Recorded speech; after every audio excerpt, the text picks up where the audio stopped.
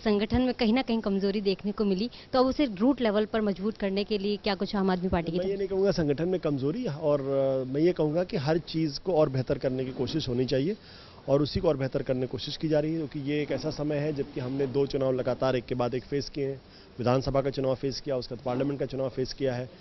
तो उस दौरान जो संगठन को लेकर जिस तरीके से सक्रियता होनी चाहिए, उस तरीके से सक्रियता को और बेहतर करने की ज़रूरत है, और उसमें हम लोग लगे हुए हैं। और अरविंद जी खुद जो है व्यक्तिगत तौर पर हर विधानसभा में जा रहे हैं, लोगों से मिल रहे हैं, फीडबैक ले रहे हैं, कार्यकर्ताओं से मिल रहे हैं।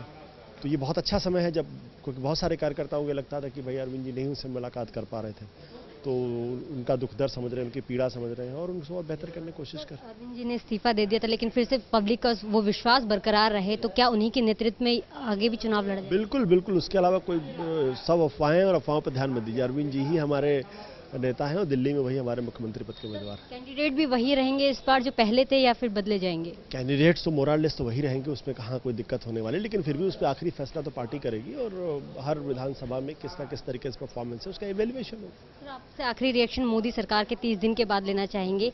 महंगाई भी बढ़ गई है, अच्छे दिन आने की बात करी थी मोदी सरकार ने, लेकिन लग नहीं रहा कि आम जनता के अच्छे दिन आए हैं।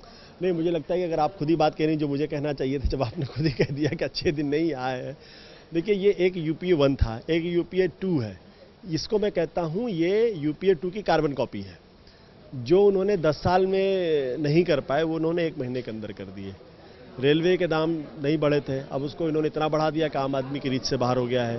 पेट्रोल के दाम महंगे हो रहे हैं, डीजल के दाम महंगे हो गए, प्याज के दाम महंगे हो रहे हैं, आलू के दाम महंगे हो रहे हैं। ऐसी कौन सी चीज़ जिसके दाम नहीं हो रहे हैं?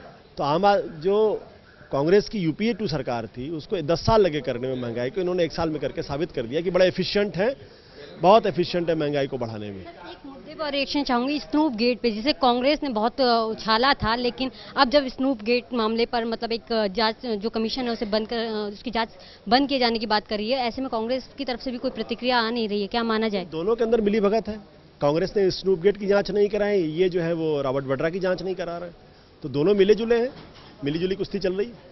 शुक्रिया इस बातचीत के लिए। ये थे हमारे साथ आम आदमी पार्टी के सीनियर लीडर आशुतोष, जिन्होंने सीधे सीधे कहा है कि जो मोदी सरकार है वो यूपीए की कार्बन कॉपी है, जो पिछले 10 साल में नहीं कर पाई थी वो मोदी सरकार ने 1 महीने में कर दिखाया है।